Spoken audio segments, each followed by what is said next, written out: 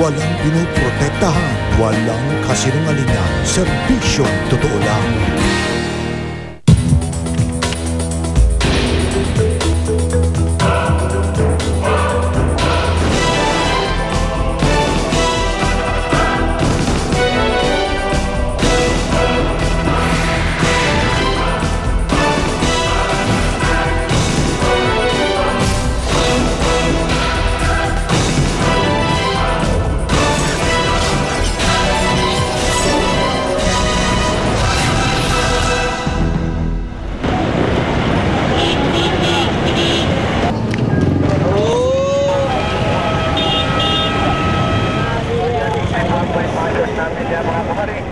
Marami siguro ang nagtataka kapag sinasabi kong masaya ako sa Divisoria.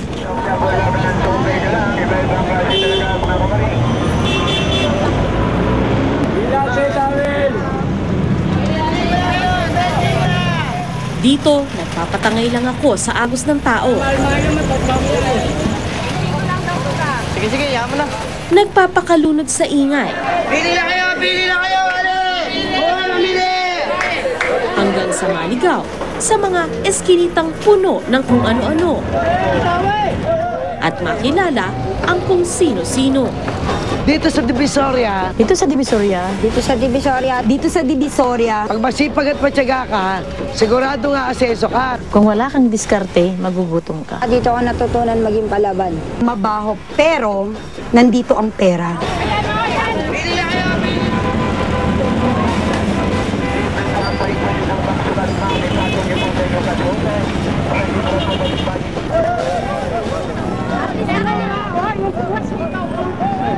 Yung naka-blue. Wala ko wala dito. Ayan. Yan pa yan. Ayan mo, yan. Ito. Hawakan nyo na, hawakan. Detachment yun.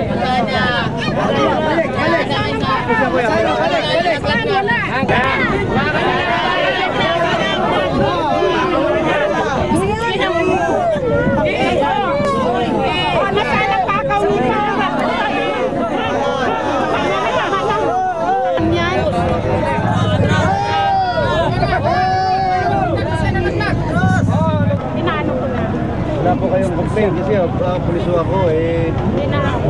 Sige na. Hindi na po kayo magre-reklamo. Kung walang ganitong eksena, wala ka sa Divisoria.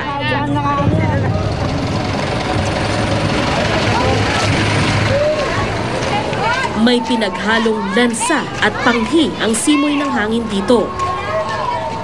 Pero isa ako sa tila na gayumang bumalik-balik dito.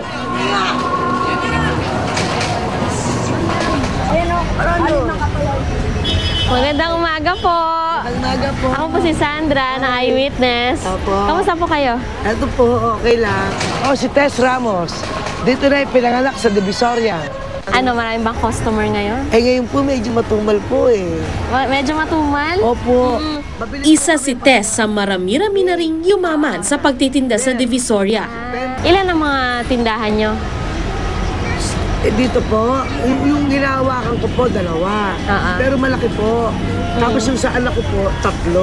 3. So, 5. Opo. Pero ikaw rin siguro nagbigay doon sa anak mo? Opo. I see. Eto, anong paninda mo ngayon? Ito, mga lola po, payong. Lona. Payong, Oo. malik, map. Ang laki ng tindahan mo, hanggang likod. At syaga lang po yan. Oh, sa'yo rin to? Opo, kasama po yan. Wow, bilib na ako sa'yo. Morning, ma'am. Ang laki naman. Ayan po. Parang mall.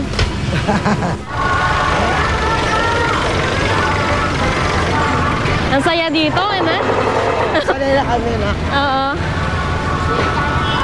Maingay. Lagi maingay, pero siguro pag lumipat ka sa ibang lugar, mamimiss mo yun, no? Ay, syempre, tsaka isa pa, nasanay na kami ng ganyan, magulo. Oo. Nasanay ka na ng magulo. Hindi mo naisip na lumipat sa ibang lugar. Anyway, may pera ka na. Paano? Dito ako naghahanap buhay. Oo. Actually, may bahay naman ako sa Quezon City. Oo. Sa Montgomery Place. Oo. Parang hindi ko makasanayan. Oo. Bumalik ako ulit sa bahay ko sa Tondo. Oo.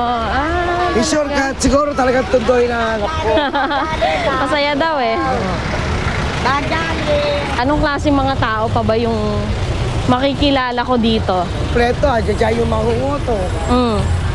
May kotong pa rin kahit pa paano. Mandurukot, hold-upper, dyan, meron. Ayan, dito na kami lumaki. Ito. Ito lugar na ito.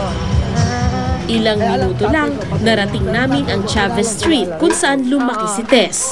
Yung 7 taon pa lang ako. Oo. Kaya pinagtitinda na ako ng lola ko. Pag laki divisoria ka, kailangan wise ka. Bakit? Abay, siyempre kahit saan, marami man loloko eh. Hindi lang naman dito. Kailangan sa sarili mo lang, alam mo. Huwag kang paloloko. Yung mga umalipusta sa akin, alam nila kung saan sila ngayon. Kaya ginawa ko, nagsikap ako. Sa isang taon, isang araw lang ang pahinga ko, Biyernes Santo lang. So dito ang parking ng Kuliglig. Noong 2004, nagawaran ng Entrepreneur of the Year Award ng City of Manila si Tess. Okay pala to eh, kumbaga parang Mercedes-Benz ng mga Kuliglig.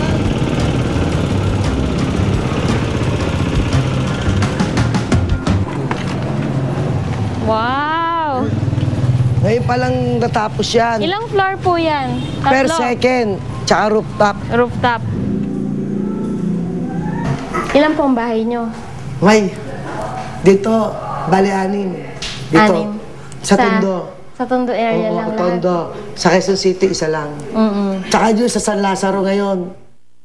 Pumasok daw sa isip nyo na magkakaroon kayo ng ganito kalaking bahay? Ay, hindi, nak. Hindi ko nga pinangarap eh. Dahil alam ko, mahirap abutin.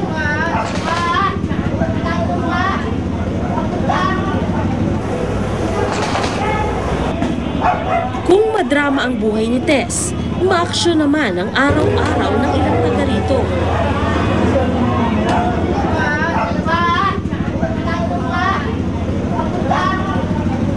Nabawi nyo? Eh, nasa na yung may-ari dito? Yun nga, hinahanap ko kung saan yung mayari para ibibigay ko. Paano mo na nalaman na snatcher siya? Eh, tumakbo. Tumakbo papunta rito. So, habang tumatakbo, hinarang niya na. Oo, kami binabayanihan. Araw-araw, halos ganun. Marami ng dito. Marami ng snatch. Dahil walang pulis na malapit sa kanila, hinayaan na lang makatakas ang snatcher. At ang na-recover na kwintas, hindi malinaw kung maibabalik pa sa may-ari.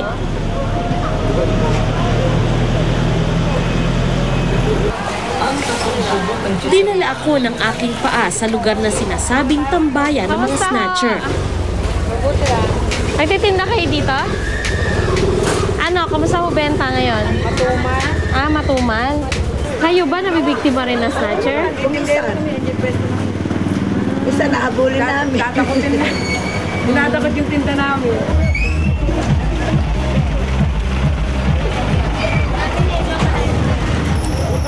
Sa bawat liko sa masikip at madilim na eskinita, naramdaman ko na naman ang kabog ng aking dibdib. Ano mga paninda mo? Ay, mga buraot ko. Buraot. Magkano to? Yan ganyan, no? Almost 50 pesos lang. Paano yung halimbawa magbenta sa'yo pero nakaw pala yun?